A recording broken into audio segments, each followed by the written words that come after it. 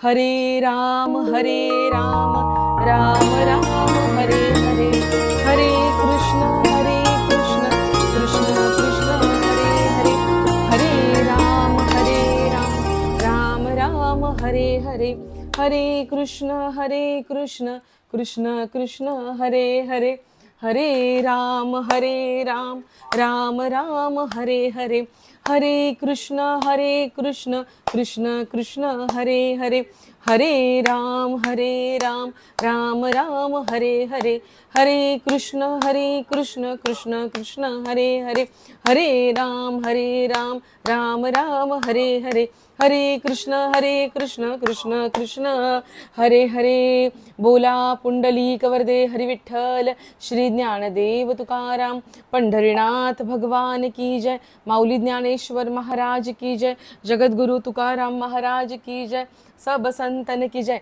गोपाल कृष्ण भगवान की जय। विठ्ठल विठ्ठल विठ्ठल विठ्ठल विठ्ठल। वक्रतुंड महाकाय सूर्यकोटि समप्रभ, निर्विघ्नं कुरु मे देव सर्वकार्येषु सर्वदा। या कुन्देन्दु तुषारहार धवला, या शुभ्रवस्त्रावृता, या वीणावरदण्डमण्डितकरा, या श्वेतपद्मासना, या ब्रह्माच्युत शङ्कर प्रभृतिभिः देवी सदा वन्दिता, सा मां पातु सरस्वती भगवती निःशेषजाड्यापहा। मूकं करोति वाचालं पङ्गुं लङ्घयते गिरिं, यत्कृपातमहं वन्दे परमानन्दमाधवं। माधुर्यरसकल्लोळां शिवशैत्यैकरूपिणीम् अमृतानुभवार्थाय वन्दे ज्ञानेशनन्दिनी। नमोऽस्तु ते व्यासविशालबुद्धे फुल्लारविन्दाय तपत्रनेत्र, येन त्वया भारततैलपूर्ण प्रज्वालितो ज्ञानमयः प्रदीपः। ॐ पार्थाय प्रतिबोधितां भगवतां नारायणेन स्वयं, व्यासेन ग्रथितां पुराणमुनिना मध्ये महाभारतम्, अद्वैतामृतवर्षिणीं भगवतीम् अष्टादशाध्यायिनीम् अम्ब त्वाम् अनुसन्दधामि भगवद् गीते भवद्वेषिणीं। नमितो योगी थोर विरागी तत्वज्ञानी संत, तो सत्कविवर परात्पर गुरु ज्ञानदेव भगवंत। बोला पुंडलीक वरदे हरि विठ्ठल श्री ज्ञानदेव तुकाराम पंढरीनाथ भगवान की जय, माऊली ज्ञानेश्वर महाराज की जय, जगद्गुरु तुकाराम महाराज की जय, सब संतन की जय, गोपाल कृष्ण भगवान की जय। विठ्ठल विठ्ठल विठ्ठल विठ्ठल विठ्ठल विठ्ठल। रामकृष्ण हरी। बर, आपण आत्तापर्यंत गीतेचा जो चौथा अध्याय बघितला त्याचा शेवट आपण बघितला होता की शांती जी भगवंतने सांगितली आहे आणि जी शांती कोट केली आहे माऊली ज्ञानेश्वरांनी, ती शांती आपण पाहिली। आणि संशयात्मा म्हणजे काय ते आपण पाहिलं। त्याच्यामध्ये एक मुद्दा फक्त असा राहिला होता लक्ष्मण दादा, गेल्या वेळेस तुम्ही नव्हता, मी अशी आशा करते तुम्ही गेल्या वेळेचं सेशन ऐकलं असेल अगदी अभ्यासू विद्यार्थ्याप्रमाणे, अशी मी अपेक्षा करते आणि मी पुढचं बोलायला सुरुवात करते। गेल्या वेळेस काही लोकांना टेक्निकल इश्यू आला, त्याच्यासाठी सर्वप्रथम क्षमस्व। काय झालं ते मला लक्षात नाही आलं आणि विजयजी फोन करत होते तर मला वाटलं त्यांना एकट्याला अडचण येते, म्हणून मी त्यांना म्हटलं you just keep on trying, at the point you will get connected. But नंतर मला त्यांनी सांगितलं अगं मीच नाही, 2-3 लोक अजून होते जे ट्राय करत होते। सो संशयात्मा सांगितल्यानंतर ना एक मुद्दा सांगायचा राहिला, ज्या मुद्द्याचं ना तिथे श्लोकामध्ये वर्णन केलंय की असा संशयात्मा जो असतो ना, संशयात्मा असण्यामध्ये काय प्रॉब्लेम आहे, इवन दो वी आर संशयात्मा। शोभना ते एखाद्याला वाटू शकतं की आम्ही संशयात्मा आहोत, मग प्रॉब्लेम काय आहे, नाही कळालं आम्हाला आयुष्यभर आम्ही कोण आहोत, हरकत काय आहे, आम्ही एन्जॉय करतोय ना, दॅट इज मोस्ट इम्पॉर्टंट। असं पण प्रत्येक कीर्तनाची प्रवचनाची सुरुवात इथेच होते की सुख सुख सुख, प्रत्येकाला सुख पाहिजे म्हणून आपण इथे आहोत। आणि जर मग नेटफ्लिक्सची सिरीज बघून एखादी सिरियल बघून सुख मिळत असेल तर वाय नॉट, आम्ही त्याच्यामध्ये सुखी राहावं ना। पण असं नाहीये, संशयात्मा जो असतो ना तो काही काळानंतर तो दुःखी व्हायला लागतो. का? कारण त्याला कळतं की जी काही सुख मिळत आहेत ती सुख माझ्यासाठी नसून या देहासाठी आहेत, आणि हा देह काही काळानंतर कमकुवत होणार आहे, हा देह असक्षम होणार आहे, हा देह कमकुवत होणार आहे त्या सगळ्या सुखांचं ग्रास्पिंग करण्यासाठी, हे त्याला कळतं. आणि त्याच्यानंतर शरीर कमकुवत पडल्यानंतर मग तो संशयात्मा दुःखी व्हायला लागतो.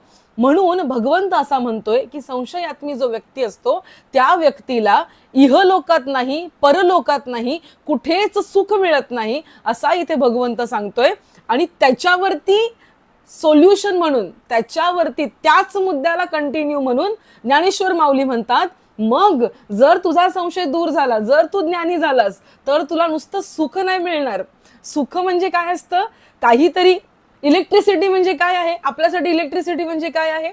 जर मी लाईटीचा बल्ब लावला तर लाईट माझ्यासाठी इलेक्ट्रिसिटी आहे, बरोबर आहे? वीज माझ्यासाठी काय आहे? जेव्हा मी लाईटीचा बल्ब लावणार, प्रकाश पडणार, म्हणजे वीज, प्रकाश हे माझ्यासाठी विजेचं स्वरूप आहे.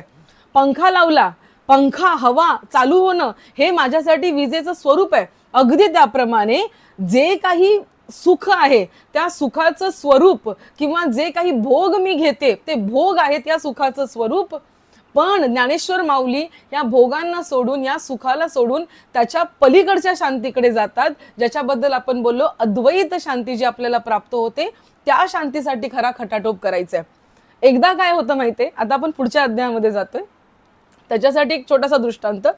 एकदा काय होतं माहितीये, काही लोक, मला असं म्हणजे आत्ताच सुचला तो येता येता, बिल्डिंगच्या लिफ्टमधून येता येता मला तो दृष्टांत सुचला, माझे चिंतन चालू होतं त्याच्यामध्ये तो दृष्टांत सुचला, की एकदा काय होतं, बिल्डिंगची सगळी लोक, सोसायटीची मीटिंग असते, माहिती असेल पुरुष मंडळींना चांगलंच माहिती असेल, सोसायटीची मीटिंग असते, सोसायटी स्थापन होते, मीटिंग असते. त्या सोसायटीच्या मीटिंगमध्ये सगळेजण जमलेले असतात की आपला जो पाण्याचा प्रॉब्लेम आहे, जो स्विमिंग पूलच्या पाण्याचा प्रॉब्लेम आहे, किंवा नॉर्मल मोठे मोठे प्रॉब्लेम असतात, पाण्याचा प्रॉब्लेम असतो, गेटेड कम्युनिटी असते, गेटेड जे लोक असतात, सिक्युरिटी असते, त्यांचा प्रॉब्लेम असतो, असे काही मुद्दे काढलेले असतात, एक 10-15 मुद्दे, त्याच्यावर डिस्कशन करण्यासाठी सगळेजण जमतात.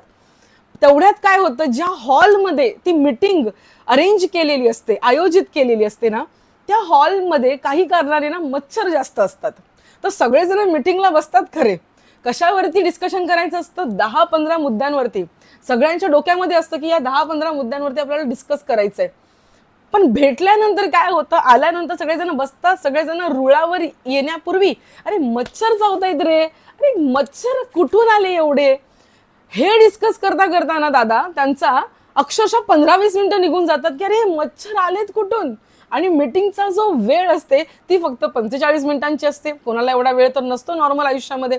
45 मिनिटाची मीटिंग, त्याच्यातले 15-20 मिनिटं तर मच्छरवर डिस्कस करण्यात गेले. हो, मच्छरवर डिस्कस करण्यात गेले. आपण त्यांना वेडं बोलायचं कारण नाही, किंवा त्या मच्छरांना, म्हणजे मच्छर त्यांच्या मीटिंगचा विषय होऊन गेला, मच्छरांना आपण ब्लेम करण्याचं कारण नाही.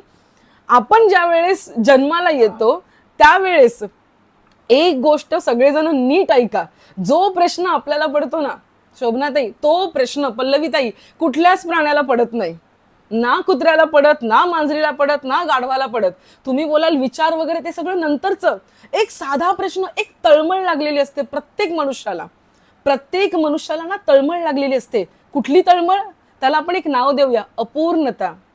प्रत्येकाला एक अपूर्णता असते, मग तो पूर्ण करायला जातो. कुत्र्याला नाही वाटत की तो इनकम्प्लीट आहे, मांजरीला नाही वाटत की ती इनकम्प्लीट आहे, पण माणूस जर पहिल्या क्षणापासून त्याला वाटत असतं की तो इनकम्प्लीट आहे. त्याला भूक लागत असते, त्याला तहान लागत असते. हे जसं त्याचं वय मोठं होत जातं ना, तशी त्याची ती अपूर्णत्वाची भावना वाढत जाते. काहीतरी पाहिजे म्हणजे मी पूर्ण होईल. मग असं वाटतं खेळणी आणखीन पाहिजेत, मग मी पूर्ण होईल. मग वाटतं आणखीन ज्ञान घ्यावं. आई वडिलांना जे वाटलेलं असतं लहानपणी ज्ञान घ्यावं, तेच त्यांच्या मुलांवरती ते थोपवतात की जा, तू जा, शाळेत जा, म्हणजे तू पूर्णत्वाला जाशील. थोडक्यात काय, हे करीन मग मी पूर्ण होईन, ते करीन. समथिंग, काहीतरी एक तळमळ लागलेली असते, काहीतरी एक कमी आहे माझ्या आयुष्यामध्ये, ती पूर्ण करण्यासाठी आपण सतत पळत असतो. हे बॅकग्राऊंडला आपला सगळ्यात मोठा मुद्दा असतो. मग त्याच्यामधून छोटे छोटे मुद्दे येतात. अरे बापरे, आज भाजीला काय बनवायचं, छोटी समस्या. आमच्या बाथरूमचा नळ नीट काम करत नाहीये, बाथरूमचा नळ नीट काम करत नाही, रात्रीचं थेंब थेंब सोडतं, मग वास्तुशास्त्र म्हणते की ते थेंब थेंब पाणी पडू नये वगैरे वगैरे. दुसरी छोटी समस्या, अरे सगळं छान आहे पण दाराची कडी आमच्या नीट लागत नाहीये, छोटी समस्या. माझा मुलगा अभ्यास नीट करतो ताई, एवढा हुशार आहे, एवढा हुशार आहे, पण त्याच्या लक्षात नीट राहत नाही होतो, वाचतो वगैरे सगळं करतो पण लक्षात नीट राहत नाही. लक्षात नीट राहतो ताई पण अभ्यासच करत नाही. आणखीन एक छोटी समस्या, ताई सगळं चांगलं आहे, मी नंदेला सुंदर साडी घेतली पण तिला पेस्टल कलर आवडतात, मी तिला डार्क कलरची साडी घेतली. सर्वात छोटी समस्या. मुद्दे लक्षात घ्या, समस्या सांगायला गेले ना तर रात्र होईल इकडे. ह्या छोट्या छोट्या छोट्या समस्या आपण ना ते मच्छरामध्ये कसे गुंग होतात आणि मोठ्या समस्या विसरतात, अगदी त्याप्रमाणे एकदा विचार करा. आपण अर्चनाताई लहानपणापासून आपल्याला एक तळमळ लागलेली आहे, पण ती तळमळ आपण बॅकग्राऊंडला टाकली, जणू काही आपण ती विसरून गेलो आणि या छोट्या छोट्या छोट्या समस्यांमध्ये अडकून गेलो. प्रकृती काय करत असते, या छोट्या छोट्या समस्या देऊन आपल्याला त्याच्यामध्ये गुंतवून ठेवते आणि आपण मोठी जी समस्या आहे जी सॉल्व्ह करण्यासाठी आपण जन्माला आलो आहोत, 84 लक्ष योनींचा फेरा आपण क्रॉस करून आलेलो आहोत आणि इथे आल्यानंतर नेमकं आपण अडकतो छोट्या छोट्या समस्यांमध्ये. मोठी समस्या बाजूलाच राहून जाते आणि कधी काळी एखाद्या कीर्तनामध्ये प्रवचनामध्ये ते पण ऐकलं तर, जो ऐकत नसेल त्याची तर बापरे देव रक्षण करो. काही लोक तर ऐकतच नाही, गंधच नाही, त्यांचं तर काय होणार. तुम्ही म्हणाल ताई ते पण जगतात, ते पण मरतात. अरे सगळं खरं आहे, कधीतरी विचारा त्यांना. नुसतं सोशल मीडियाला हॅपी कपल असं करून फोटो टाकला म्हणजे कोणी हॅपी कपल होत नसतं. विचारा. आणि मुळात कपलने खुश व्हावं हा उदात्त हेतू आहे असं मला मनापासून वाटतं. कारण प्रत्येकाने आपापलं खुश व्हावं, मग कपल आपोआप खुश होतं. नवरा बायको आपोआप खुश होतात जेव्हा ते स्वतः खुश असतात, नाहीतर ते स्वतःच एवढे दुःखी आत्मी असतात, ते एकमेकांना कुठून खुश करणार आहेत. लक्षात घ्या विषय. आयुष्यातलं ना प्रत्येक नातं आपल्याला ना, मी हे काय सांगते आहे तुम्ही लक्षात घ्या, मी याची प्रॅक्टिकल प्रॉब्लेम सांगते आणि त्याचं सोल्युशन गीतेमध्ये कसं आहे हे सांगतेय. आपल्याला आयुष्यामध्ये आता पॅरेंटिंग असेल, पालकत्व कसं असावं, आपलं नातं कसं असावं, रिलेशन कसं असावं, आपण नोकरीमध्ये कसं पुढे जावं. लोक ओरडून नेटवरती तुम्हाला दर 5 मिनिटांनी एक ऍड दिसते, मॅनिफेस्टेशन करा, अमुक करा, तमुक करा. ह्या सगळ्या प्रश्नांची उत्तरं ना आपण विसरलो आहोत, गीतेमध्ये आहेत. कशाप्रमाणे? अगदी त्याप्रमाणे एखादा सुंदरसा कीर्तनकार असतो, आमचे देगलूरकर महाराज असतील, आपले बोधे बाबा असतील, एखादा छान कीर्तनकार असतो जो सुंदर विवेचन करत असतो, सुंदर अभ्यास करत असतो, त्याच्या व्हिडिओला शेकडोंनी व्ह्यू असतात. आणि दुसऱ्या एखाद्या कीर्तनकाराच्या व्हिडिओला लाखोंनी व्ह्यू असतात. तो काहीच पॉइंटिंग सांगत नाही, तो चांगले पॉइंट्स देत नाही, विवेचन करत नाही, अर्थपूर्ण सांगत नाही, नुसतं बाष्कळ बडबडत असतो, त्याला लाखोंनी व्ह्यू असतात. अगदी त्याप्रमाणे आपण आयुष्यातला हा जो मुद्दा आहे, हा आपण एवढा कमी व्ह्यू त्याला दिलेले आहेत, आपण त्याला व्ह्यूच देत नाही, आपण लक्ष्मीदादा त्याच्याकडे बघतच नाही, असा हा मुद्दा आहे. आणि हा मुद्दा जर सॉल्व्ह झाला, गीता ही याच्यासाठी आहे. आणि जर आपण गीतेचा अभ्यास केला तर या सगळ्या गोष्टी सुद्धा आपोआप सॉल्व्ह होतील. कशाप्रमाणे? ज्याप्रमाणे शर्टाचं पहिलं बटन नीट लावलं की बाकी सगळे नीट लागतात ना, त्याप्रमाणे गीतेचं हे आपण समजून घेतलं ना की बाकी सगळ्या गोष्टी नीट व्हायला लागतात. गीता आपल्यातल्या माणसाला घडवण्याचं कार्य करते, नको असलेला भाग कापून काढण्याचं कार्य करते आणि चांगला भाग त्याला आकार देण्याचं काम करते, ती म्हणजे गीता. आणि त्या गीतेचा तोच अध्याय आता आपण अभ्यासायला सुरुवात करतो आहोत, ज्याच्यामध्ये कर्मसन्यास योग सांगितला आहे. जिथे अर्जुनाला वाटतंय, अर्जुन म्हणतोय की भगवंता तू म्हणतो कर्मसन्यास कर, म्हणजे आधीच्या अध्यायाचं नाव काय होतं, कोणी सांगू शकेल का मला? आधीच्या अध्यायाचं नाव काय होतं आपल्या? ज्ञान कर्म संन्यास योग, म्हणजे ज्ञानाने कर्मसन्यास करायचंय. आता भगवंताने जे सांगितलं त्याच्यावरून अर्जुन म्हणतोय तू मला एकदा सांगतोस, तिसरा अध्याय तू सांगितलंस मला कर्म कर, कर्मयोगी हो, आणि तू आता मला चौथ्या अध्यायामध्ये सांगतोयस तू कर्मसन्यासी हो. म्हणजे तू नेमकं काय म्हणतोयस? व्हॉट यू वॉन्ट टू से? नेमकं मी काय करू? संन्यास घेऊ की मी कर्मयोगी होऊ? हे तू मला समजावून सांग. हे सांगणारे आत्ताचे 5व्या अध्यायाचे पहिले श्लोक, ज्याच्यामध्ये भगवंत सांगतोय कर्मसन्यास योग. ठीक आहे, आपण श्लोकांना सुरुवात करूया. मी स्क्रीन शेअर करते, सगळ्यांनी याचा जोरात उद्घोष करा. आजच एक प्रकारचा असा एक विचित्र असा कॉल आला, ज्याच्यामध्ये ती व्यक्ती फार त्रस्त होती.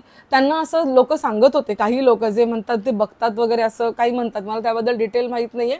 ते सांगतात की ताई आमच्या वास्तूमध्ये ना अशी निगेटिव्हिटी आहे, आमच्या घरातली धूळ सुद्धा काळ्या रंगाची येते. मग ते म्हणतात की तुमचं जुनं काहीतरी घेणं देणं, जुन्या जुन्या गोष्टी बाकी आहेत, करणी आहे, अमकं आहे, तमकं आहे. मला याच्यावरती मी डिटेल कधी अभ्यास केला नाही, पण स्वतःचा अनुभव असं मी म्हणणार नाही, पण जे लोकांचं बघितलं आहे, ऑब्झर्वेशन आहे, आणि जे काही थोडंफार स्वतःच्या आयुष्यामध्ये मी केलं आहे त्याच्यावरून मी तुम्हाला हे सांगते की असा कशाही प्रकारचं करणी असेल, भोग असेल, कुठलीही गोष्ट असेल, बघा बरं का, अशी अनेको लोकांना मी बघितलेलं आहे.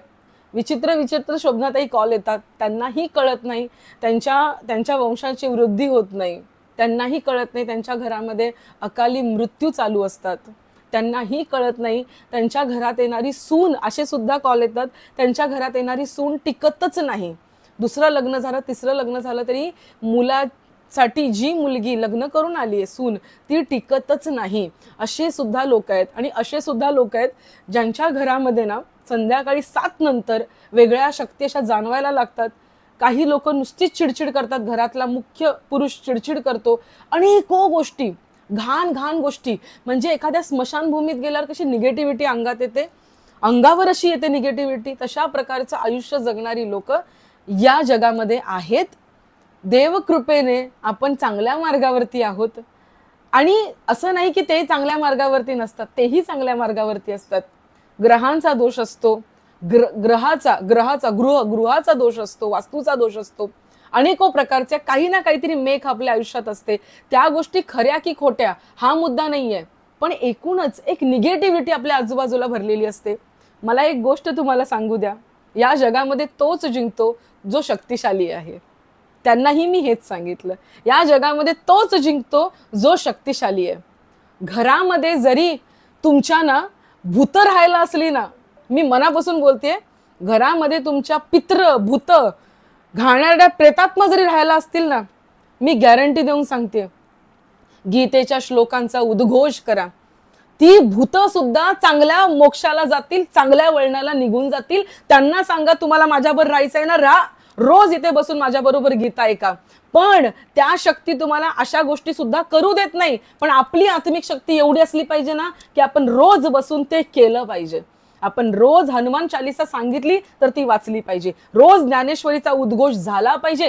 तुमचा वास्तुदोष असेल, तुमचे ज्योतिषाचा दोष असेल, तुमच्या पत्रिकेचा दोष असेल ना, या सगळ्या गोष्टी ना तुमच्या निवारण होऊन जातात, काही राहत नाही. आणि ही मी अंधश्रद्धा नाही सांगत आहे, हे आत्मिक बल आहे. एकदा का आपण बलवान झालो ना, अहो मेलेले प्रेतात्मे काय करणार जर आपण जिवंत त्याच्या समोर उभे आहोत. जिवंत माणूस शक्तिशाली की मेलेला माणूस शक्तिशाली, मला या प्रश्नाचं उत्तर द्या. जिवंत माणूस शक्तिशाली आहे ना, मग तो जे करेल ना ते खरं आहे. प्रेतात्म्याला भगवंताला भेटण्याची ताकदच नाहीये, पण जिवंत माणसाला भगवंताचं नाम घेण्याची ताकद आहे त्याच्यामध्ये, लक्षात घ्या. म्हणून आपण जिथे कुठे बसलोय ना, गीतेसारखा पवित्र ग्रंथ कोणता नाही, कारण ते साक्षात भगवंताच्या मुखातले शब्द आहेत. म्हणून गीतेच्या श्लोकांचा उद्गार आपल्या घरामध्ये उद्घोष होऊ द्या. सुंदर रीतीने बोलत जा. जे काही बोलतो ना, अरे बोला पुंडलिक वरदे, हे काय आहे माहितीये का, कधीतरी संकटात असताना, थकलेलं असताना भगवंतासमोर 2 हात जोडा आणि बोला, बोला पुंडलिक वरदे हरी विठ्ठल. एकदा बोलून बघा, अंगात संचारतं. हे बळ आपल्याला मिळतं, आत्मिक बल वाढवण्याचं हे कार्य करतं. लक्षात घ्या. हे मी का सांगतेय, आपण सगळे संसारी लोक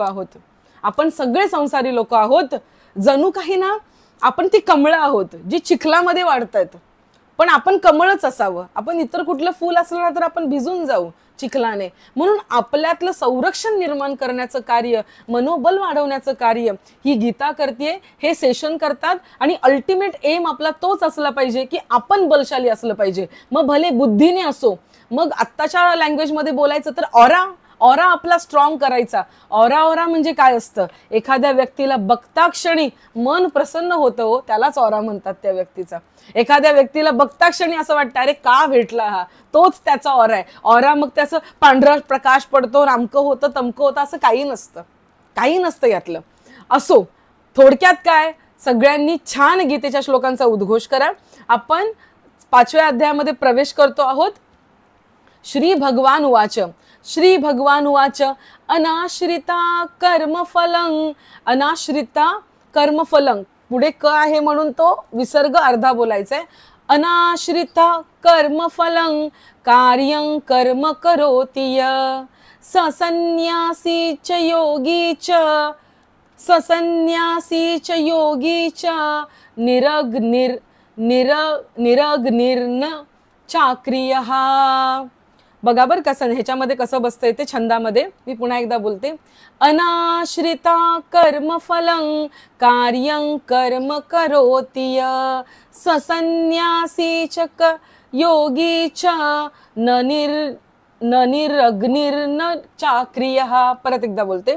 ससन्यासी च योगी च न निरग्निर्न चाक्रियः. खाली लाल अक्षराने लिहिलेलं आहे ते वाचा, सोपं जाईल. ओके, माझ्या मागून बोला. श्री भगवान उवाच, अनाश्रिता कर्मफलं कार्यं कर्म करोति यः. भगवान उवाच, अनाश्रिता कर्मफलं कार्यं कर्म करोति यः ससन्यासी च योगी च न निरग्निर्न चाक्रियः.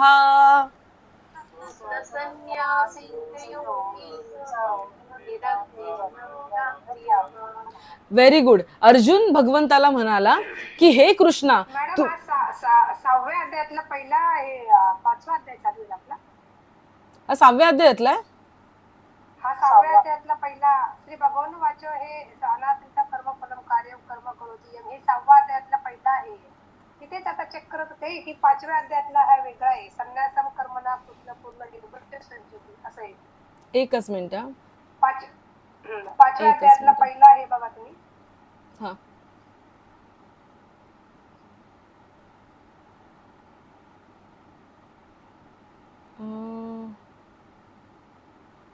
हा हा बरोबर. तुम्हाला स्क्रीन दिसते माझी? स्क्रीन दिसते माझी तुम्हाला?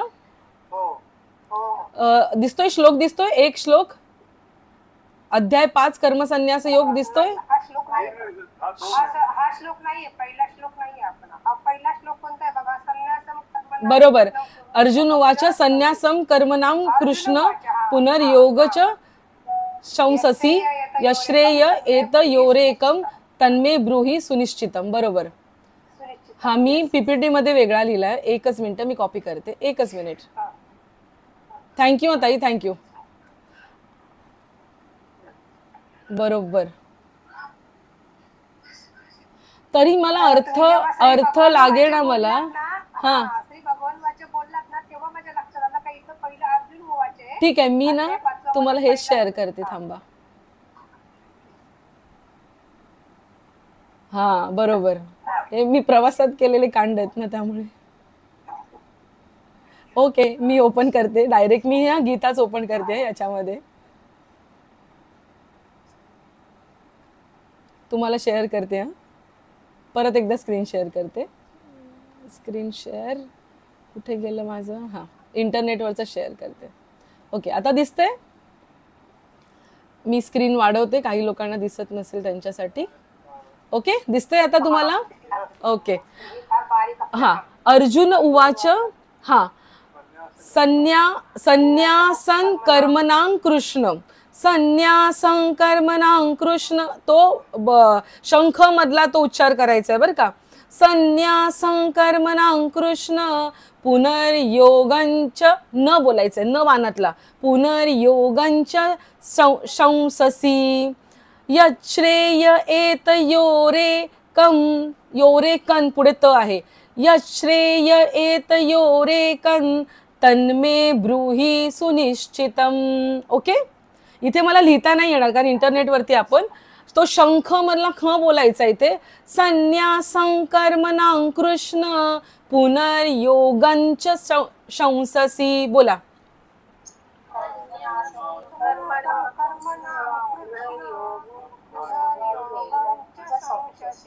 यश्रेय एतयोरेकं तन्मे ब्रूहि सुनिश्चितम्।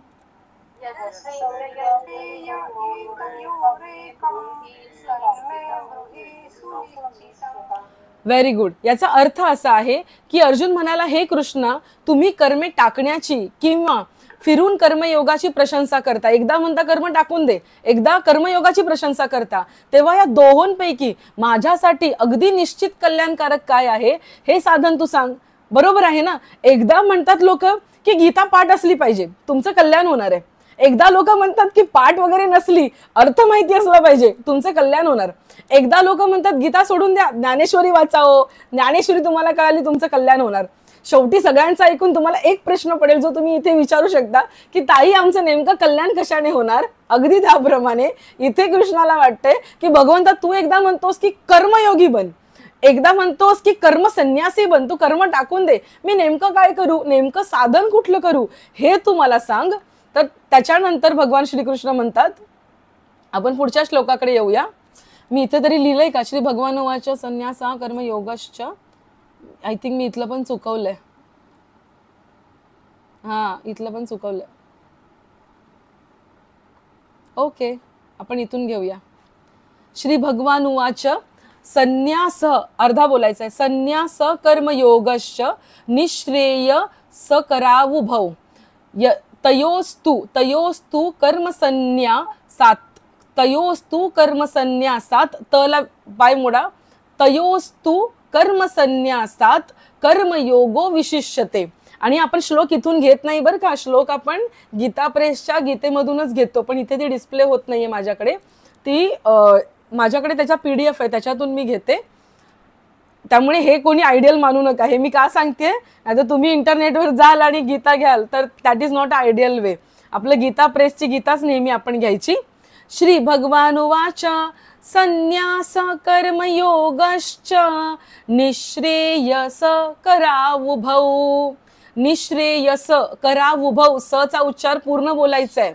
निःश्रेयस करावुभौ तयोस्तु कर्मसन्न्यासात, तयोस्तु कर्मसन्न्यासात कर्मयोगो विशिष्यते. ओके, आता माझ्या मागून बोला. श्री भगवान उवाच संन्यास कर्मयोगश्च, संन्यास पोट आत घ्यायचंय, हबका बसला पाहिजे पोटाला.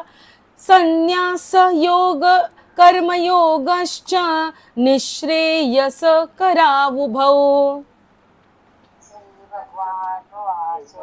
संन्यास कर्मयोगश्च निःश्रेयस करावुभौ तयोस्तु कर्मसन्न्यासात कर्मयोगो विशिष्यते.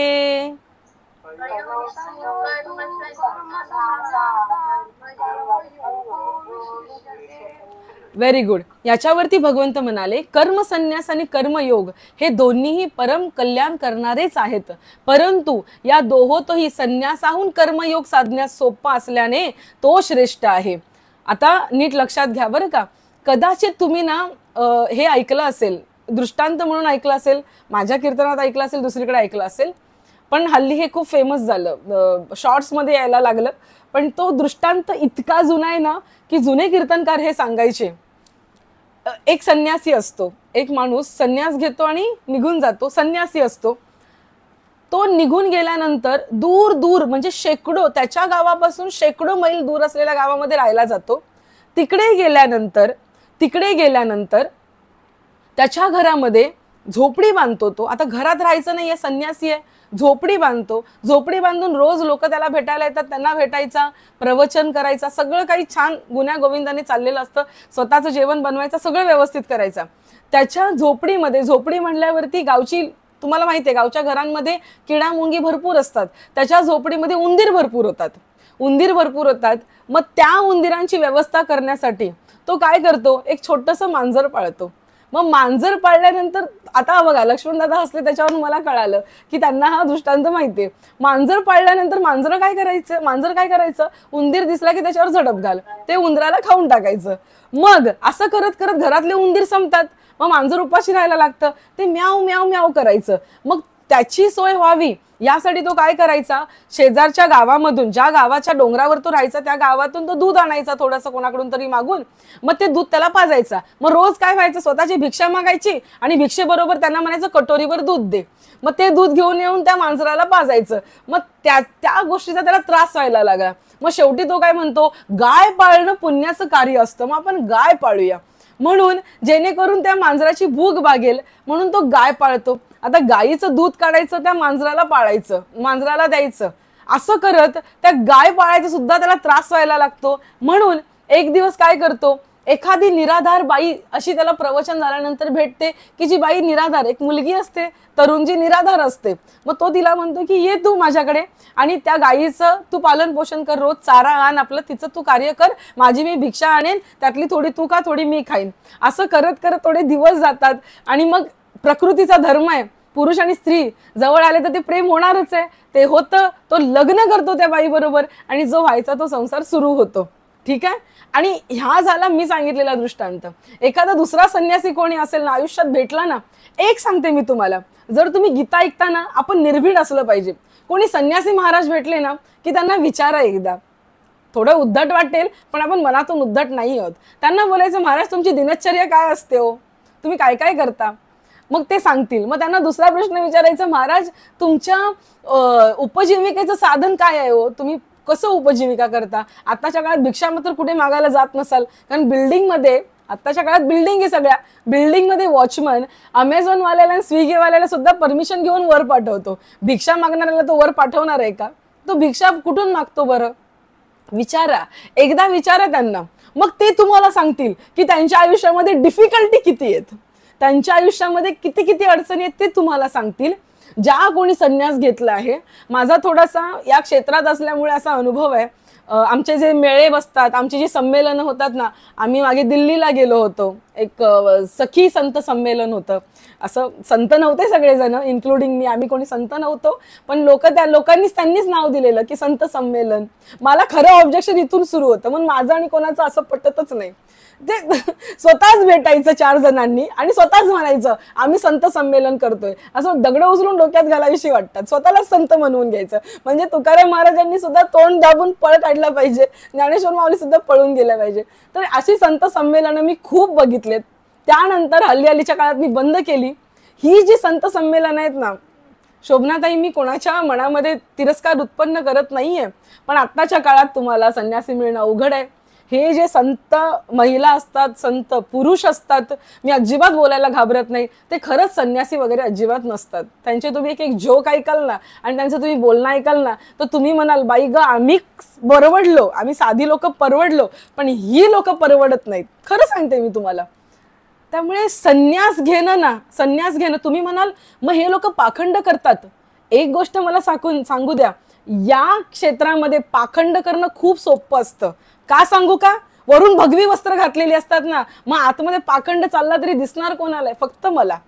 लोक माझ्या पायाच पडणार आहेत. त्यामुळे तो पाखंड, आम्ही जेव्हा साधे असतो ना, तेव्हा माझी आई वडील जेव्हा होते तेव्हा वडील कोणीही सहज बोलायचं, Neelam you are doing this wrong, हे तू चुकीचं करतेस.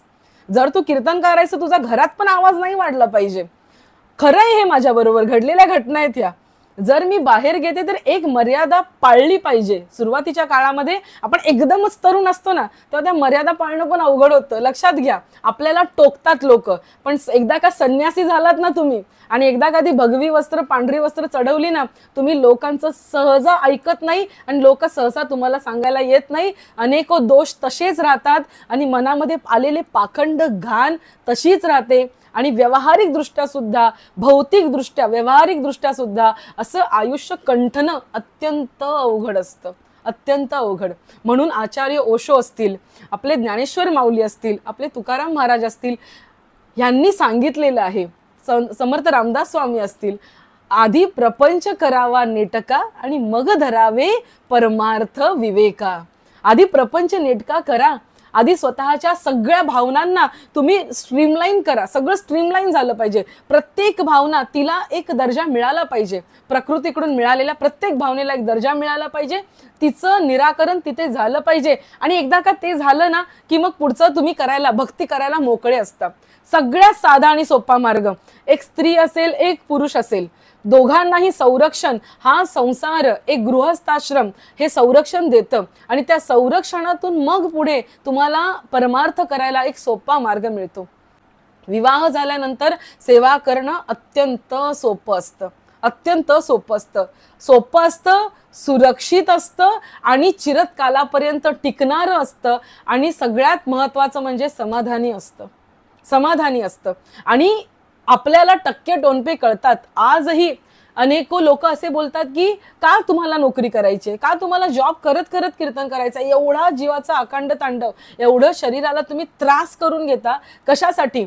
जेव्हा मी नोकरी करते ना तेव्हा मला कळतं, व्यवहारात राहते ना तेव्हा मला कळतं की काय व्यवहारातले टक्के टोनपे असतात, समोरच्याचं मन काय असतं. आणि माझंही मन कधी कधी तसं होतं.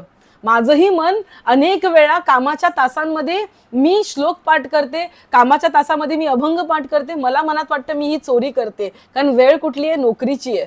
मग त्या वेळेची सुद्धा चोरी करणं ती सुद्धा एक चोरीच आहे. मग मन हळूहळू हळू त्याचं प्रक्षालन होत जातं. संसार मार्ग हा अधिक सोपा आहे आणि हे मी म्हणते म्हणून नाही, हे स्वतः भगवान श्रीकृष्णाने जगून दाखवलं आहे. स्वतः भगवान श्रीकृष्णाने एवढे विवाह केले, एवढे विवाह करून सुद्धा, सगळं करून सुद्धा, रंगुणी रंगात साऱ्या रंग माझा वेगळा आणि गुंतुनी गुंत्यात साऱ्या पाय माझा मोकळा, हे जर कोणी जगून दाखवलं असेल तर ते भगवान श्रीकृष्णासारखं दुसरं उदाहरण असूच शकत नाही. राधा राणीला सुद्धा जो खुश ठेवतो आणि आपल्या प्रत्येक पत्नीला, रुक्मिणी मातेला सुद्धा जो खुश ठेवतो असा एकमेव म्हणजे भगवान श्रीकृष्ण आहेत. त्या भगवान श्रीकृष्णाने संसार करून दाखवल्या. त्या प्रभू श्रीरामांनी, आपली दैवत किती सुंदर आहेत बघा ना, प्रभू श्रीरामांनी संसार करून दाखवला आणि या दोघांनी सुद्धा खूप प्रेम केलं आपल्या पत्नीवरती. आणि आपली लक्ष्मी माता सुद्धा आपल्या पतीवरती खूप प्रेम करते. आपली प्रत्येक देवी आपल्या पतीवरती खूप प्रेम करते. आणि आपली काली माता तर सगळ्यांना माहितीच, कधी शांत होते, ज्यावेळेस पतीला बघते ना पायाखाली तेव्हा ती शांत होते. जणू काही इनडायरेक्टली प्रत्येक स्त्रीला ती संदेश देते, नवऱ्याकडे बघायचं आणि शांत व्हायचं. आणि हे खरं आहे, हे खरं आहे. आणि बायकांना रागही भलत्याच गोष्टींचा येत असतो, पण नवऱ्याकडे बघितलं की बघा ना, कुठेतरी वेंट आउट व्हायला किती सुंदर ठिकाण आहे ना, आपला नवरा आहे. आलो आपण, 2 ताटं त्याच्या समोर आपटली, कळतच नाही, सगळं जेवण पण मलाच बनवायचंय, हे पण मला करायचंय, ते पण मला करायचंय, झालं, सगळा राग संपला, 4 शब्दामध्ये वेंट आउट. हक्काचं माणूस. लक्षात घ्या विषय मी काय म्हणते, अगदी अतिशय सोप्पा. मग ते सगळं सोडून संन्यास घ्या, मग ते सगळं स्वतःच उदरनिर्वाहाचं भिक्षा मागायला जा, म्हणजे करतात त्यांच्यासाठी सुंदर आहे. ज्याचं मन उडलंय ना, ज्याला मनापासून आठवणच येत नाही ना लग्नाची, त्याने बिनधास्त केलंच पाहिजे. असे लोक सुद्धा आहेत जगात, ज्याला आठवणच येत नाही. APJ अब्दुल कलामांना एक जणांनी प्रश्न विचारला की तुम्ही विवाह का नाही केला? त्यांचं उत्तर काय होतं माहिती लक्ष्मण दादा? Oh I forgot to get married. काय विचारलं? I forgot to get married.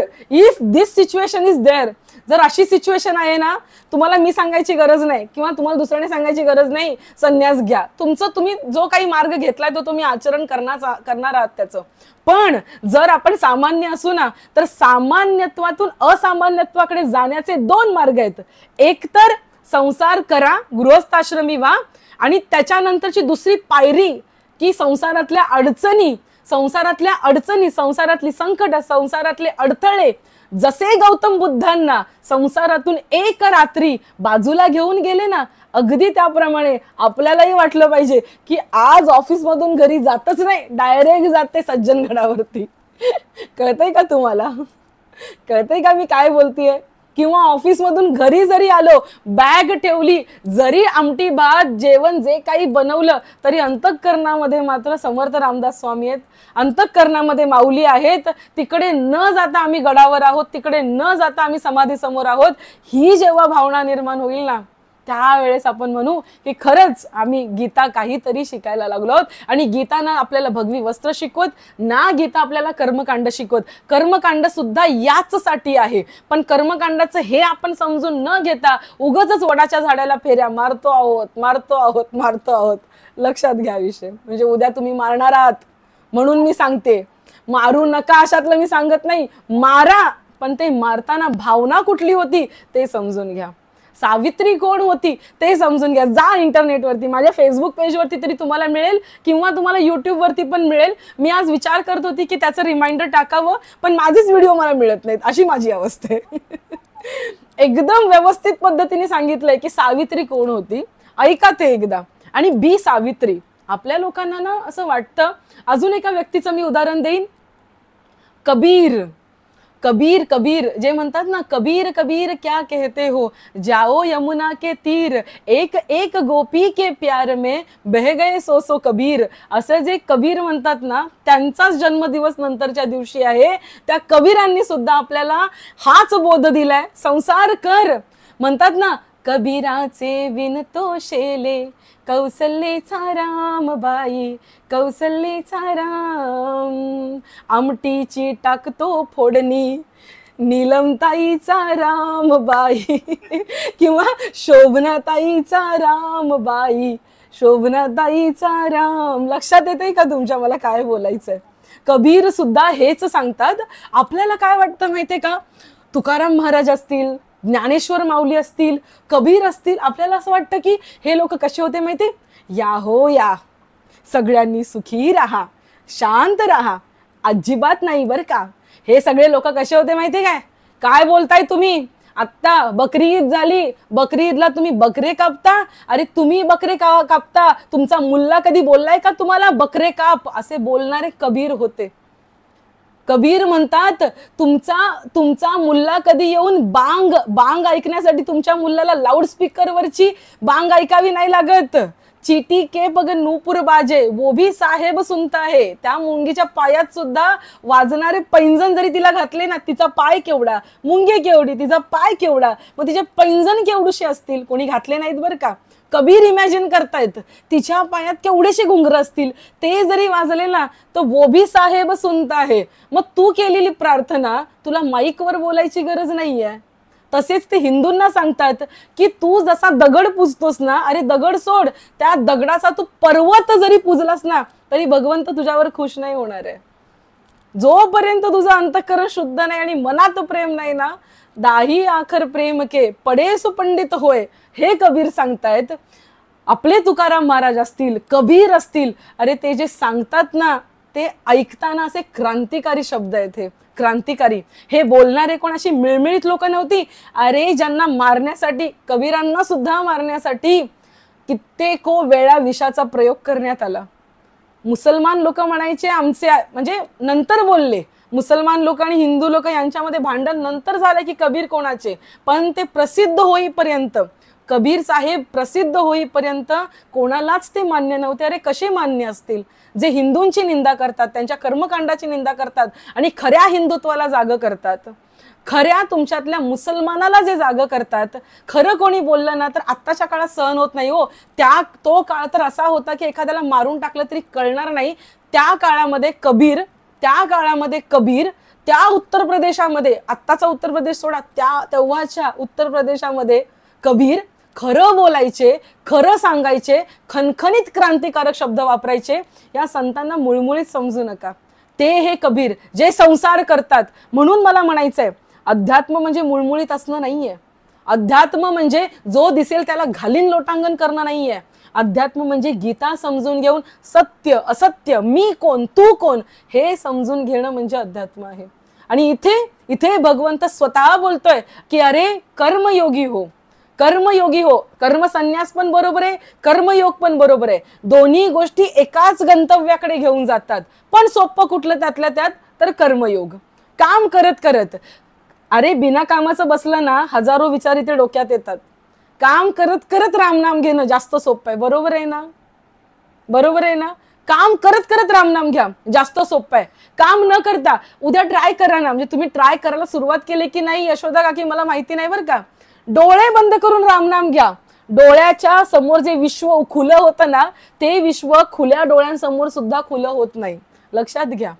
काम करत, हाताला काम, जी इंद्रिय भोग मागतात ना त्या इंद्रियांना कामाला लावायचं म्हणजे हाताला पायाला कामाला लावायचं आणि मग मुखाने ज्या सेन्सेस, जो आतला सेन्स आहे त्या सेन्सने आपण रामनाम घेत जायचं. हे जास्त सोपं आहे रादर दॅन सगळं टाकून रामनाम घेत जाणं. याच्यावरती चिंतन करा. आणि म्हणून मी असं नाही म्हणणार की ध्यान करू नका, ध्यानाचा सुद्धा प्रयत्न केला पाहिजे. पण जर नसेल ना होत, टेन्शन घेऊ नका. काम करत करत राम बोला, आपोआप काम होऊन जाईल. आणि काम होईल भौतिकातलं नाही बरं का. तुम्हाला असं वाटेल आपोआप काम होईल म्हणजे झाडू मारला जाईल, कपडे धुतली जातील, ते नाही बरं का. मुख्य काम जे आहे ना भगवंताला ओळखण्याचं, हा जीव का जन्माला आलाय त्याचं सुद्धा काम होऊन जाईल, एवढं लक्षात घ्या. इतक्या सुंदर नोटवरती भगवंत इथे सुरू करतोय.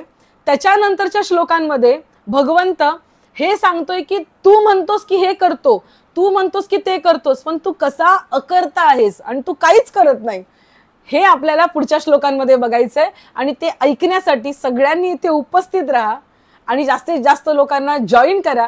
मी आजच्या गोष्टीकडे वळेन, ऐका बरं का. याच्यावरती जरा चिंतन करा. जे विषय बोलते ना त्याच्यावरती मनात चिंतन असू द्या. लगेच जाऊन घरामधले टीव्ही वगैरे ऑन करत जाऊ नका. नाहीतर मुलं बाळ जरी असतील ना तरी त्यांना म्हणायचं जरा शांत बसा, मला जरा चिंतन करू द्या. किंवा ते जरी बोलत असतील तरी बोलू दे, आपलं चिंतन चालू राहू द्या. थोडक्यात काय, चिंतन करा या विषयावरती. त्याच्यामुळे काय होईल सांगू का, जरी आपल्या कोणी बंगला घेतला असेल, जरी आपल्या कोणी मोठी गाडी घेतली असेल आणि आपण मात्र अजून 2 BHK मध्येच आहोत, आपण मात्र अजून मारुतीवरतीच आहोत ना, त्या गोष्टीचं वाईट वाटायचं बंद होईल. जरी नातेवाईकांमध्ये आपल्याला कोणी कमी लेखत असेल आणि जरी नातेवाईकांमध्ये आपल्याला कोणी बहादर लेखत असेल आणि आपण जर हवेत उडत असू ना, दोन्ही दृष्टीने जर आपण वर गेलो असेल तरी आपण जागेवर येऊ आणि जरी आपण खाली गेलो असेल तरी सुद्धा जागेवर येऊ. या संसाराचे जे छोटे छोटे गेम असतात ना ते सगळे संपून जातील. मन निर्विवाद होईल, मन निशंक होईल. थोडक्यात म्हणून चिंतन करा. आजच्या गोष्टीमध्ये 2 मित्र, तरुण मित्र आता रेल्वेने चाललेत बरं का. खूप सुंदर गोष्ट आहे, मज्जा आहे या गोष्टीमध्ये. 2 तरुण मित्र रेल्वेने चाललेत, प्रवास करतायत. एका स्टेशनला गाडी थांबते, लांबचा प्रवास आहे, 8-9 तासाचा प्रवास आहे. एका स्टेशनला गाडी थांबते. मी मुद्दामून उदाहरण घेत नाही कारण त्या उदाहरणामध्येच आपण अडकून बसू. काय आपण चिपळूण बोलू, सातारा बोलू, कराड बोलू, अमकं बोलू, तमकं बोलू, तेवढ्यातच अडकून बसू म्हणून मी घेत नाही. एका स्टेशनवरती गाडी थांबते आणि गाडी थांबल्यानंतर एक तरुणी एक सुटकेस घेऊन वर चढते. एक तरुणी सुटकेस घेऊन वर चढते.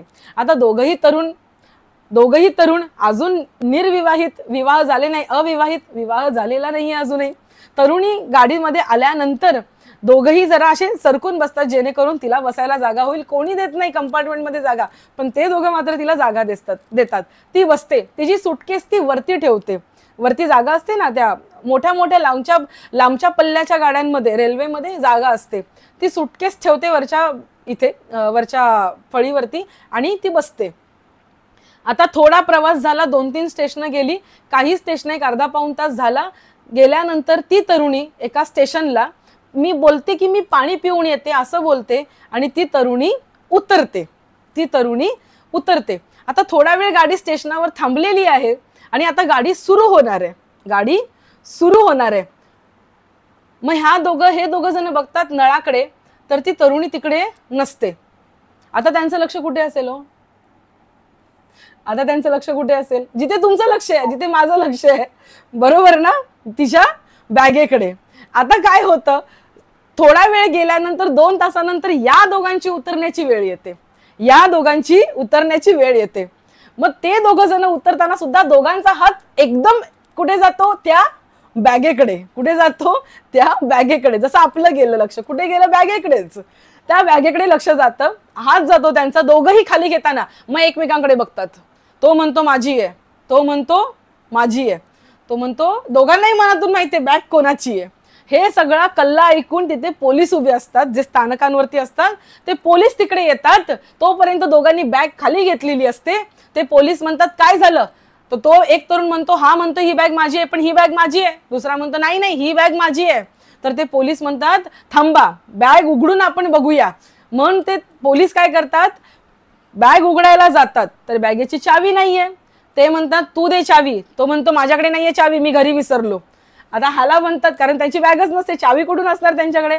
ह्याला विचारतात तू दे चावी, तो म्हणतो नाही नाही मी घरी माझ्या आईकडे देऊन आलोय, आईचं सामान आहे, माझ्याकडे चावी नाहीये. आता पोलीस काय करतात, जबरदस्ती करून त्याच्यामध्ये तार वगैरे घालून ती बॅग उघडतात.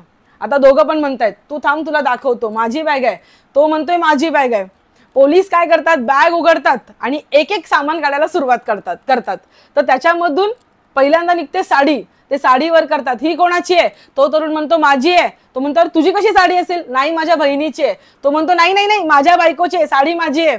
शेवटी पोलीस साडी बाजूला ठेवून देतात, परत बॅगेमध्ये हात घालतात, बॅगेमधून एक पाऊच काढतात. तो म्हणतो नाही माझा आहे पाऊच. तो म्हणतो तुझा कसा, नाही माझ्या बहिणीचा आहे. तो म्हणतो नाही माझ्या बायकोचा आहे. पाऊच बाजूला ठेवतात आणि आता असं करत करत एक एक एक एक एक सामान निघतं आणि शेवटी सगळ्यात पोलीस हात घालतात बॅगेमध्ये, त्याच्यामधून मेलेलं मूल बाहेर काढतात. आता दोघं जण एकमेकांकडे न बघताच माझं आहे माझं आहे, आणि मग लक्ष जातं अरे नाही नाही नाही नाही माझं नाहीये माझं नाहीये माझं नाहीये. दोघही हात बाजूला घालायला लागतात, माझं नाहीये माझं नाहीये माझं नाहीये. आता पोलिसांच्या तडाख्यामध्ये दोघही सापडतात. मला सांगा ती बॅग त्यांची होती का, नव्हती. तरी सुद्धा ते बॅगेला माझं माझं म्हणत होते. Moral of the story is, जे आपलं नाहीये ते आपलं आपलं म्हणता म्हणता वेगळंच पालुपत त्यांच्या गळ्यात पडलं, वेगळंच संकट त्यांच्या गळ्यात पडलं. आपण सुद्धा असंच करत असतो, हे अंगण माझं आहे, हा आमचं गार्डन हे आहे, आमचा स्विमिंग पूल तो आहे, ही गोष्ट आमची आहे, ही जमीन माझी आहे. थोडक्यात जुन्या काळातल्या लोकांच्या जमिनीवर तर असंच व्हायचं, ही जमीन माझी, त्या जमिनीमध्ये मिळणारा खजाना सुद्धा माझा, त्या जमिनीमध्ये असणारं एखादं मेलेलं प्रेत सुद्धा ते पण माझं, असं बोलायची वेळ यायची. आठवतंय का सगळ्यांना? माझं माझं म्हणता म्हणता जी गोष्ट नकोशी आहे, घाणेरडी आहे, ती सुद्धा आपण आपल्या गळ्यामध्ये मारून घेत असतो. अगदी त्या दोन युवकांप्रमाणे प्रत्येकाने आपापलं चिंतन करा की आपण अशी कुठली गोष्ट आपल्या गळ्यात मारून घेतलेली आहे. आपलीच सुंदर बायको सुंदर असते, सगळं छान असतं, ती बनवणारं जेवण सुद्धा छान असतं, पण तिची आई जरा कटकटी, आमचा मेवणा जरा कटकटी सारखाच येतो, सारखाच दर रविवारी असतोच, पाहुणं करत आमच्याच घरात येतो. आपण माझं माझं एखाद्या व्यक्तीला, एखाद्या गोष्टीला आपण माझं माझं माझं, उदाहरण द्यायचं झालं तर माझं प्रमोशन होणार आहे, आता मी एकदम सिनियर मॅनेजर होणार आहे, पण ती सिनियर मॅनेजर हे पद मिळवण्यासाठी त्या पदाला लागलेले घाणघाण किडे, त्या पदावरती असणाऱ्या विचित्र पद्धतीचे जे काही भ्रष्टाचार असतील, त्या पदाच्या मागे असणारे अनेक काळे कारभार असतील, ते सुद्धा आपण माझे माझे म्हणत असतो, नाही का? येतंय का लक्षात सगळ्यांच्या?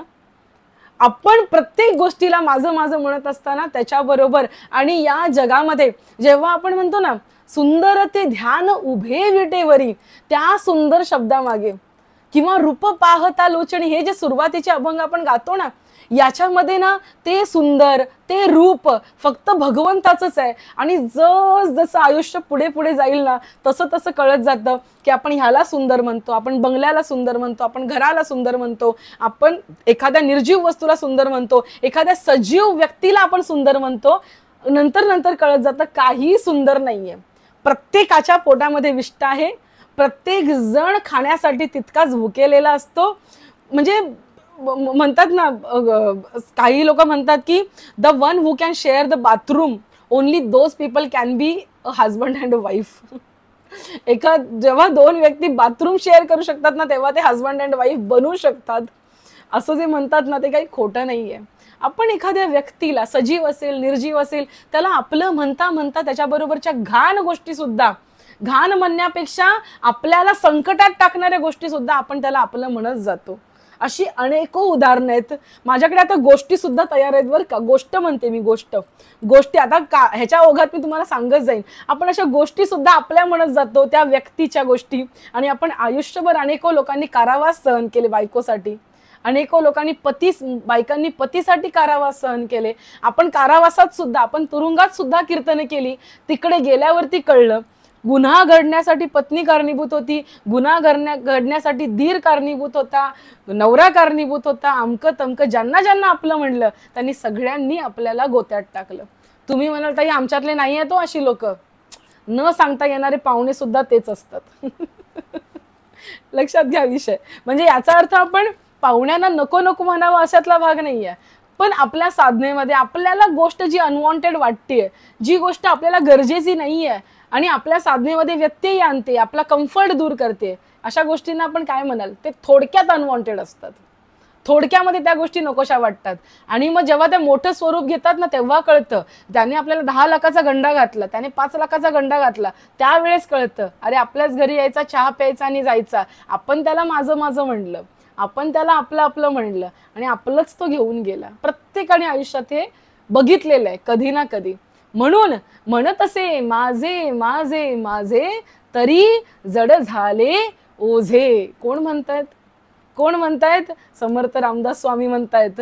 आणि असं न दिसणार ओझ आपल्या पाठीवरती आता सुद्धा एक न दिसणार ओझ, दुसऱ्याचं घर, दुसऱ्याची गाडी, दुसऱ्याची जमीन, दुसऱ्याचा सुंदर पती, दुसऱ्याची सुंदर पत्नी, त्यांना आपण माझं माझं माझं करत ते न दिसणार ओझ आपण आपल्या पाठीवरती वाहतो आहोत. एक दिवस मी पण तसा बनेन, एक दिवस मी पण तशी बनेन, या अर्थाने आपण ते ओझ वाहतो आहोत. मनात कुठेतरी आशा आहे, मी पण बंगला घेईन, मी पण गाडी घेईन. त्या आशेचं ओझ, ते माझं माझं म्हणून संकटांचं ओझ आपण वाहतो आहोत, वाहतो आहोत, वाहतो आहोत. संत तेच आपल्याला शिकवतात, मी पण ज्याचे पक्व फळापरी सहजपणाने गळले हो, अव जीवन त्याला कळले हो. सुंदर वाक्य आहेत कवीची. अशा नोटवरती मी थांबते. कोणाला जर काही बोलायचं असेल तर तुम्ही बोलू शकता. आणि मी क्षमा मागते, आज मला हरिपाठाचा संतांचे संगती करायचा होता अभंग पण रेडी आहे, त्याचे मुद्दे पण काढलेत, पण बोलायला वेळ नाहीये. आपण पुढच्या वेळेस कव्हर करूया. येस, कोणाला काही बोलायचंय बोलू शकता.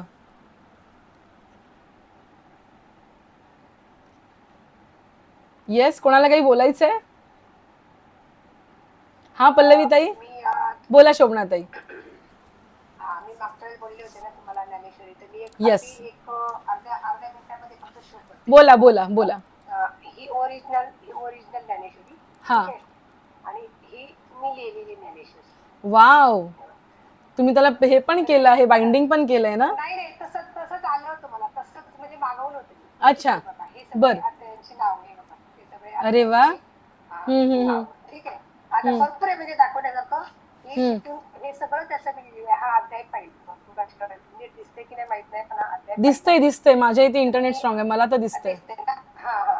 आणि मी सगळं हे लावून ठेवलेले. हा अध्याय दुसरा. वा वा. आणि हा अध्याय तिसरा. म्हणजे त्याच्यामध्ये लिहिण्यासाठी पण जागा पुरेशी आहे, लिहू शकतो. पूर्ण बुकच म्हणजे पूर्ण बुकच. मी ज्ञानेश्वरी संस्था आहे ना तिला, तिथून मला कुठून तरी असा वाया मेसेज आला होता. तसा आता हा तुमचा कसा आपला आता सध्या सेशन चालू आहे त्याचा वाया मेसेज, तसा वाया आला. कॉन्टॅक्ट केला, एक चिंचवडे म्हणून आहे, त्यांना आळंदीमध्ये कॉन्टॅक्ट केला, फोन केला आणि त्यांना सगळी प्रोसिजर विचारून घेतली आणि त्यांना म्हटलं मला पण असं लिहायचंय, चालेल. मग मी पैसे पाठवले, पण त्यांनी मला कुरिअर केलं, घरपोच आलं. आणि मी लिहून पूर्ण झाल्यानंतर त्यांना मी जस्ट एक छोटासा व्हिडिओ करून पाठवला. असं असतं हे सगळं. अच्छा, मग कोणाला लिहायची इच्छा असेल ना, लिहिण्याची, त्यांनी ना ताईंची मदत घेऊ शकता. हो. हे बघा, कुणाला म्हणजे करायचं असेल ना तर अगदी तुम्ही करू शकता. हे सगळं पूर्ण म्हणजे आता माझं हँडरायटिंग तुम्ही छान लिहिलंय, हँडरायटिंग पण छान काढलं आहे आणि मनापासून लिहिलंय, हे दिसतंय त्याच्यामधून. अगदी म्हणजे मी खूप घाई नाही केली. मला वाटते 18-19 महिने लागले मला वाटते जवळजवळ, म्हणजे दीड पावणे 2 वर्ष लागले मला. पण हळूहळू जसा टाइम भेटेल तसं, कारण माझं गावी जाणं येणं खूप असतं ना, बरोबर. त्याच्यामुळे मला वेळ तिकडे जातो. बरोबर, पण जसा वेळ मिळेल तसं तुम्ही पूर्ण केलंय. जसा वेळ मिळेल तसं हे. आणि शेवटी मग ज्ञानेश्वरांची आरती वगैरे हे असं पूर्ण लिहिलंय. पसायदान हे सगळं. त्याच्यानंतर मनोगत. आणि तुम्ही श्लोक पण लिहिलेत ना? येस, सगळी पूर्ण ज्ञानेश्वरी पूर्ण. खूप सुंदर शोभनाताई, खूप छान, व्हेरी गुड, अमेझिंग. आम्हाला छान वाटलं तुमची ज्ञानेश्वरी बघून. अगदी म्हणजे खरं सांगते, मी स्वतः अजून ज्ञानेश्वरी कधी लिहिली नाहीये शोभनाताई, खरंच. म्हणजे असं कधी योगही आला नाही किंवा व्यस्तता असेल. श्रावण महिन्यामध्ये पूर्ण वाचून काढते, स्वामी समर्थांचं सारामृत वाचते आणि ज्ञानेश्वरीचं मी तसं मी करते. हा, माझ्या घरामध्ये पण तेच संस्कार आहेत. आमच्या घरामध्ये मलाही आठवतही नाही तेव्हापासून दर श्रावण महिन्यामध्ये, म्हणजे आई म्हणते की मी तुझ्या जन्माच्या आधीपासूनच हे करते, दर श्रावण महिन्यामध्ये छोटंसं घर होतं तरी मांडणीच्या खाली ती दिवा लावायची. कुठेच जागा नाही, घरात माणसं झोपलेत सगळे, मांडणी खाली ती दिवा लावायची आणि तेवढीच जागेत ती पुस्तक ठेवायची आणि वाचायची. हे मला पण आठवतं, मी लहान असताना तिच्या मांडीवर झोपायचे, तेव्हापासून तो नियम चालू आहे तो श्रावणातला. तर आता श्रावण येतोय, आपण संकल्प करू शकतो सगळेजण, आणि श्रावण मास खूप सुंदर असतो.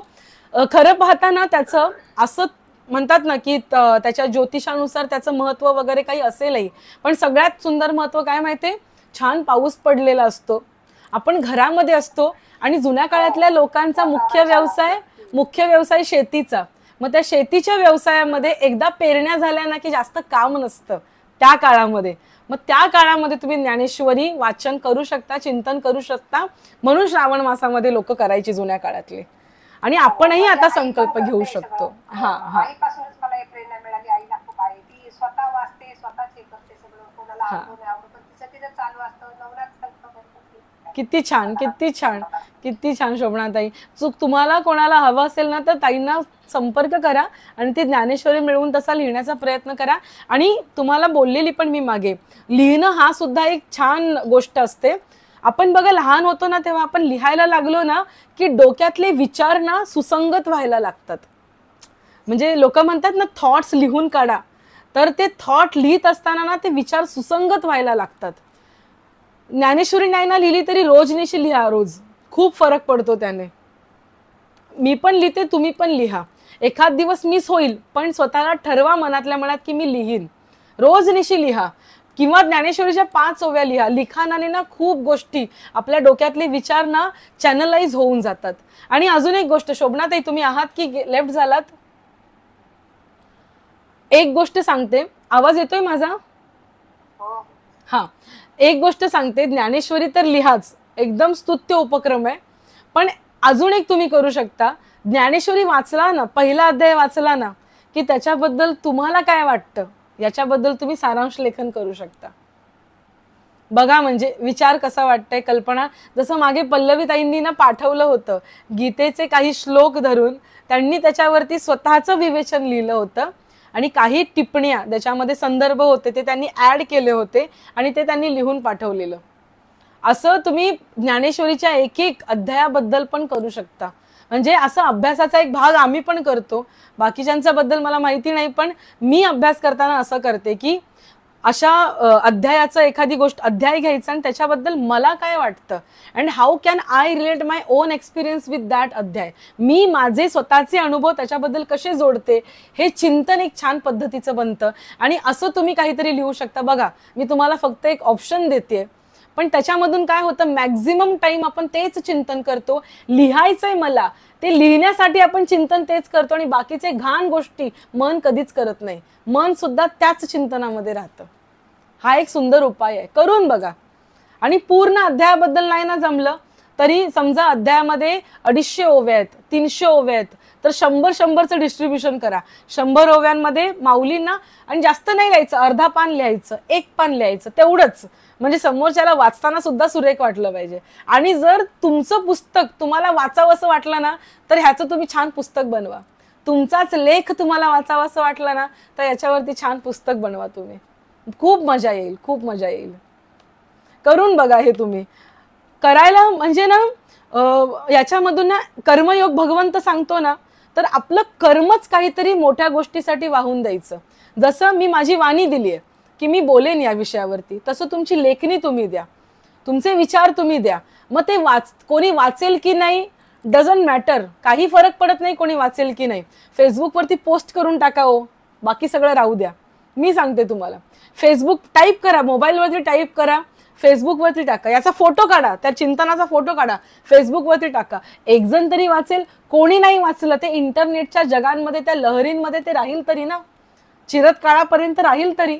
बघा हा विचार कसा वाटतोय आणि याच्यावरती सगळ्यांनी ऍक्शन घ्यायला सुरुवात करा. ऐन कैन प्रकारे ना या प्रवाहामध्ये सामील व्हा. दुसऱ्यांसाठी नाही, स्वतःसाठी, आपल्यासाठी, की मी आज लिहिणार, आज मी 100 ओव्या वाचणार, मला काय वाटलं याच्याबद्दल मी विचार करणार आणि मी ते लिहिणार. जास्त काही नाही ना झालं तरी शब्द कळतात. आणि माऊलींचे दृष्टांत इतके सुंदर असतात, सापापासून, बेडकापासून, मुंगीपासून ते अगदी यक्षापर्यंत, ते अगदी देवतांपर्यंत माऊलींची उदाहरणं असतात आणि दृष्टांत असतात. बघा किती मजा येईल. सो या नोटवरती मी थांबते. अजून कोणाला काही बोलायचं असेल तर बोलू शकता. हा पल्लवी ताई बोला.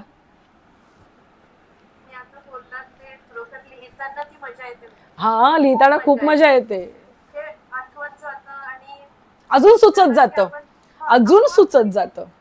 कसं सुचत जातं ते नंतर कळत नाही, पण ते त्यावेळेला बसलं की बरोबर सुचतं आणि खूप छान वाटतं, खूप छान वाटतं. म्हणजे आजूबाजूच्या आपल्या सगळ्या अडचणी सगळं सगळं बाजूला राहून जातं. बरोबर. लिखाणाचा काळ असतो ना, तो इतका मजेशीर आणि छान असतो की आणि याचं सौंदर्य तुम्हाला माहितीये का, याचं सौंदर्य काय आहे सगळ्यात, आपण ना सुखासाठी आणि आनंदासाठी ना बाहेरच्या गोष्टींवर अवलंबून नाही राहत. ती शांती, ते म्हणतात ना शांतीचा अंकुर फुटे, ते अंकुर फुटल्यानंतर शब्दांची त्याला फांद्या लागतात, शब्दांची पानं आणि फुलं त्याला लागतात आणि ते शब्द पानावरती, पाण्याच्या वहीच्या पानावरती यायला लागतात ना, मग आनंद वेगळा होतो. आपल्या भावस्थितीनुसार ते शब्द यायला लागतात. It's a beauty. म्हणजे आनंदासाठी तुम्ही दुसरीकडे नाही जात, तुमच्यामध्येच आनंद आहे आणि तो आपण दुसऱ्यांना देऊ सुद्धा शकतो. याला सात्विक आनंद म्हणतात, याला सात्विक आनंद म्हणतात. सो शोभना ते, हा बोला बोला. म्हणजे तुम्ही आता थोड्या वेळापूर्वी अध्यात्म शब्दाबद्दल बोललात, तेव्हा थोडंसं असं वाटलं की अध्यात्म म्हणजे, बरेच जण काय म्हणतात की अरे आध्यात्मिक आहे हा माणूस, म्हणजे एकदम कमी बोलणारा, त्याला काहीच चालत नाही वगैरे असं. पण तसं नाहीये. अध्यात्म म्हणजे आधी आत्मा. बरोबर. आपण आधी स्वतःपासून सुरुवात करायची सगळ्या गोष्टींची, आणि मग हे लिहित असताना, आणि हे प्रत्येकाला जमेल, बरोबर, लिहित असताना बरोबर त्या सगळ्या गोष्टी आपण आत्मसात करतो, की बरोबर, करतो, बरोबर, लागणाऱ्या गोष्टी वाचतो, बरोबर, आणि मग आपोआप ते बरोबर. बरोबर, बरोबर. अध्यात्म आधी आत्म, सृष्टी हा विषय दृष्टीचा आहे, म्हणून दृष्टी आधी सुंदर झाली पाहिजे. आणि जेव्हा प्रत्येकाची दृष्टी सुंदर होईल ना, तेव्हा आपल्या आजूबाजूची सगळी सृष्टी सुंदर व्हायला लागेल थोडक्यात. आणि हेच सायन्स सुद्धा सांगतं, क्वांटम केमिस्ट्री असेल, कॉस्मॉस थिअरी, या सगळ्या गोष्टी हेच सांगतात, the universe is not a universe. जगत हे जगत नाहीये, जगत हे तुझं कल्पना केलेलं जगत आहे, एवढं लक्षात ठेव. म्हणून आपली कल्पना शक्ती सुंदर असली पाहिजे, आपली दृष्टी सुंदर असली पाहिजे, मग आपलं जगत सुंदर व्हायला लागतं. म्हणून लोक म्हणतात ना, घरातली गृहिणी ती आध्यात्मिक असली पाहिजे, सगळं नीट होतं. का म्हणतात? कारण घरातलं जगत निर्माण करणारी ती असते. याचा अर्थ पुरुषावरती ती जबाबदारी नाही असं नाही, पण ती ताकद स्त्रीकडे दिलेली आहे जगत निर्माण करण्याची. म्हणून येस, मानसिक बल, आणि ते तिच्या हाताला ते जमतं, तिच्या हातानेच ते करावं की भाकरी कशी घालावी, तिच्या हातानेच ते घर सुंदर करावं. आणि पुरुषाला पण ते जमू शकतं जेव्हा त्याच्यातली जगदंबा जागी होईल तेव्हा. हे खरं आहे. आणि त्याच्यातलं जेव्हा स्त्रीत्व जोपर्यंत जागं होत नाही ना, प्रकृतीची शक्ती जागी होत नाही, तोपर्यंत तो सुद्धा भाकरी तापू शकत नाही. एखादा हॉटेलचा शेफ तेव्हाच तो सुंदर स्वयंपाक करू शकतो जेव्हा तो आईच्या भूमिकेत जातो, बाईच्या भूमिकेत जातो. तो धर्म आहे त्या तत्वाचा. आणि हेच तत्व उद्या वटसावित्रीच्या दिवशी आपण त्याचीच पूजा करत असतो, जे बाईचं तत्व आहे ना, की तुझं संरक्षण मी करणार आहे, माझ्यातलं स्त्रीत्व, माझं तत्व, माझ्यातलं तप, अनंत कोटी नाम घेऊन सुद्धा त्याचं पुण्य सहज आपल्या पतीला द्यावं, ही ताकद बाईची असते. बघा ना, आपण स्त्रिया खूप नाम घेतो, नामस्मरण करतो, आणि शेवटी काय म्हणतो, देवा माझं सगळं काही चांगलं असेल ना, ते माझ्या पतीला आणि माझ्या घराला लाभू दे. काय म्हणतो आपण? एवढा त्याग कोण करतो? कोण करू शकतं मला सांगा? अनंत म्हणले अनंत कोटी नामस्मरण आपण करू, आणि शेवटी काय लिहितो आपण? कृष्णार्पण असतो, किंवा ईश्वराला अर्पण करतो ना, तसं आपण स्त्रिया मनापासून आपल्या पतीला आणि आपल्या जगताला अर्पण करत असतो आपण. आणि हेच वटसावित्रीचं पुण्य आहे ना, सावित्रीचं पुण्य. तिचं शिक्षण, तिचं कौशल्य तिने स्वतःच्या सासऱ्यासाठी वापरलं, स्वतःच्या राज्यासाठी वापरलं, आणि नंतर तिने स्वतःच्या पतीसाठी वापरलं. तिच्या पतीचा प्राण स्वतः यमधर्माला द्यावा लागला. एवढी ती हुशार बाई होती, एवढी ती हुशार कन्या होती, एवढा तिचा त्याग होता. स्वतःचा पती तो लवकर मरणार आहे हे कळल्यावर सुद्धा त्याच्यातल्या कलागुणांना आणि स्वतःतल्या स्त्रीत्वावरती जी विश्वास ठेवते आणि त्याचा स्वीकार करते, ती मनाने म्हणते की ह्याला लवकर जरी मरण आलं ना तरी त्याला वाचवण्याची ताकद माझ्या भक्तीमध्ये आहे. ती सावित्री आहे, लक्षात घ्या. Savitri is a big chapter. कधीतरी वाचा. सावित्रीवरती खूप सुंदर पुस्तकं आहेत. आणि स्वतःच्या मनामध्ये चिंतन करा, एक आत्मिक बळ मिळेल. आपलं घरच काय जग उद्धरण्याची ताकद आपल्यामध्ये येईल. ती सावित्री आहे. खूप सुंदर. नुसतं वडाला फेऱ्या मारायच्या नाही आहेत आपल्याला. त्या वडामधली ती उदात्तता आहे. वड याचं वेगळं काही विशेषत्व आहे सायंटिफिक दृष्ट्या सुद्धा, पण मनातून जे आत्मबल आहे ना ते सावित्रीचं, ते अभ्यासा उद्याच्या दिवशी आणि मजा करा. उद्याचा दिवस सगळ्या स्त्रियांना वट सावित्रीच्या मनपूर्वक शुभेच्छा देते मी. आणि सावित्री म्हणजे पतीचं प्राण आणणारी, आपल्या स्वतःच्या कौशल्याने उत्तर देऊन यमधर्माला सुद्धा स्वतः समोर झुकवणारी सावित्री, एवढी ताकद प्रत्येक स्त्रीमध्ये आहे याची आठवण करून देणारा हा सण आहे. आणि सगळ्यांनी त्याचं विशेषत्वाने सेलिब्रेशन करा, साजरा करा. बिनधास्त साडी नेसून वडाला फेऱ्या मारायला जा. कोणी विचारलं तर त्याला माझा व्हिडिओ दाखवा, नाहीतर तुम्ही स्वतः उत्तर द्या, बिनधास्त उत्तर द्या. ओके, आजच्या दिवशी आम्ही जीन्स, इतर दिवशी आम्ही जीन्स घालून फिरू आणि वट सावित्रीला आम्ही वडाला फेऱ्या सुद्धा मारू. ही आमची संस्कृती आहे आणि हे आमचं अध्यात्म, आमचं आत्मबळ वाढवणारी गोष्ट आहे आणि आम्हाला कळतं काय करायचं. ओके, सो सगळ्यांना मनपूर्वक शुभेच्छा देते मी. परवा कबीर जयंती आहे, त्याच्या बाबतीत चिंतन करा. आणि इथेच थांबते. बोला, आणि कोणाला काही बोलायचं असेल ना तर त्याने प्लीज मेसेज टाका ग्रुपवरती, आम्हाला सगळ्यांना वाचायला खूप आवडतं. बोला पुंडलिक वरदे हरी विठ्ठल, श्री ज्ञानदेव तुकाराम पंढरीनाथ भगवान की जय, माऊली ज्ञानेश्वर महाराज की जय, जगद्गुरु तुकाराम महाराज की जय, सब संतन की जय, गोपाल कृष्ण भगवान की जय. विठ्ठल विठ्ठल विठ्ठल अकल्पायुष्य भावे तया कुळा, माझी या सकळा हरीच्या दासा, कल्पनेची बाधा न हो कोणे काळी, ही संत मंडळी सुखी असो, अहंकाराचा वारा न लागो राजसा.